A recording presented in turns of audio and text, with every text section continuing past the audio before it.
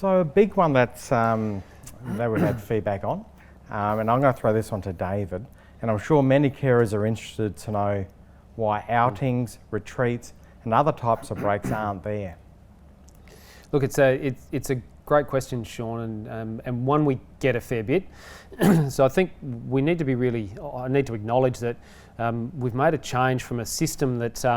the carers were used to and had access to for 15, sometimes 20 years, and so there's really what we're seeing is really a grieving process about what we used to have access to and what we now have access to. So because there is some differences.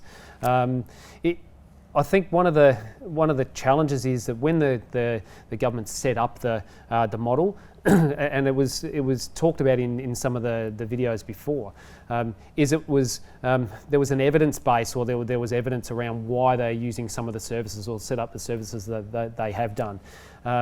So we advocated pretty strongly to keep some of those services, in particular retreats, because we know anecdotally carers have told us for years that they're extremely valuable.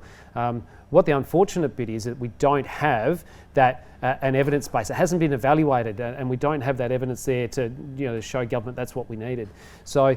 one of the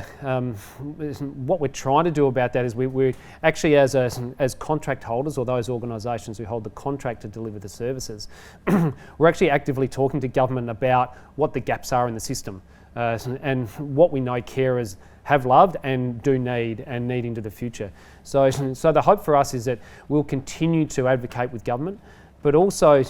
we hope across some of the carer associations across the states is that we can work together to actually do some evaluation on the effectiveness and what retreats mean for carers in particular, with the hope that we can either provide that evidence back to government, or we can get that evidence and use that to seek funding elsewhere to provide a service that we know carers love, and one of the biggest services that they're actually grieving for the loss of. So.